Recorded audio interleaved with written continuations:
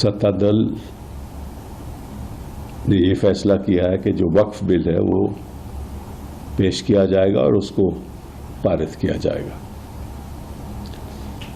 वैसे तो हर धर्म में सुधार की ज़रूरत है, चाहे वो इस्लाम हो, चाहे वो हिंदुइज़्म हो, हिंदू धर्म हो या कोई और धर्म हो, क्रिश्चियनिटी हो,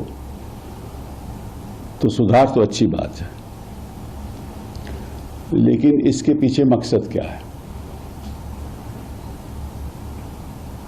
और मकसद हम देख रहे हैं 2014 के बाद कि एक रिलीजियस कम्युनिटी को टारगेट किया जा रहा है। मैं वक्फ बिल के बारे में बाद में बात करूंगा। आप पिछले 10-11 सालों का इतिहास देख लीजिए। कभी ट्रिपल तलाक के खिलाफ, कभी यूनिफॉर्म सिविल कोड, कभी लव जिहाद, कभी मुसलमानों को टारगेट किया जा रहा है,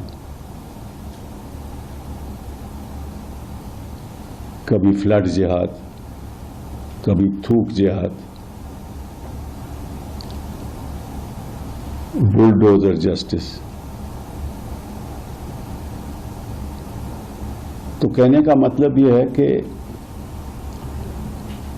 अगर एक पॉलिटिकल पार्टी का यही एक पॉलिटिकल एजेंडा है देश के सामने कि किसी तरीके से एक धर्म को टारगेट करके बाकी लोगों के अपने पक्ष में कर लो ताकि हम चुनाव जीत जाएं,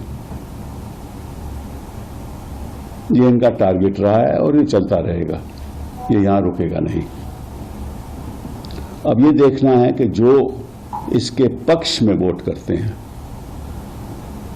क्योंकि भाजपा तो इसके पक्ष में वोट करेगी, ये तो उनका पॉलिटिकल एजेंडा है, राजनीतिक एजेंडा है।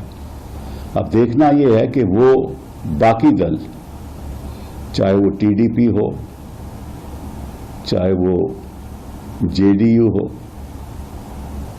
चाहे वो पासवान जी की पार्टी हो, देखना ये है, क्योंकि आज तय हो जाएगा जब वोटिंग होगी कि असलियत में कौन सेक्युलर है। जहां तक टीडीपी का सवाल है, उन्होंने तो एक संशोधन लाए हैं बिल में, उसके बारे में बाद में बात करेंगे। तो वो तो इस बिल को सपोर्ट करेंगे, पक्ष में रहेंगे, क्योंकि उनकी इलेक्शन तो अभी दूर है, तो उनको कोई खतरा नहीं है। जहां तक जेडीयू का सवाल है, बिहार में इलेक्शन होने वाला है, तो उनको सोचना पड़ेगा। पक्ष में करेंगे तो हार जाएंगे इलेक्शन। हो सकता है वॉकआउट कर लें ताकि भाजपा को मौका मिल जाए पारित करने का, ऐसा ही पासवान जी कर सकते हैं।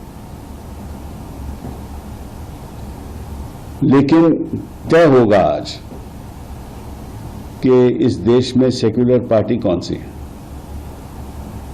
विपक्ष तो इसके खिलाफ वोट करेगा ही, और मैं चाहूंगा, और मेरे बड़े अच्छे मित्र हैं चंद्रबाबू नायडू जी, तो बयान दे दें कि हम इस बिल के पक्ष में हैं। वोट तो एक अलग बात होती है, ताकि एक ऐतिहासिक बयान जनता के सामने एक बार आ जाए, और नीतीश जी भी ऐसा करें ताकि पता चल जाए।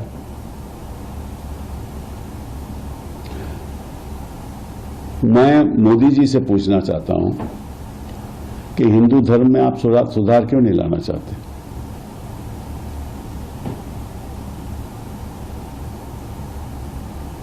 मस्जिद गिर जाती है तो आप चुप रहते हैं,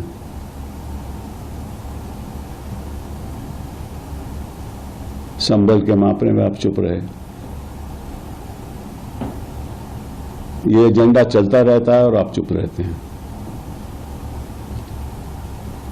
मैं आपसे पूछना चाहता हूं कि हिंदू धर्म में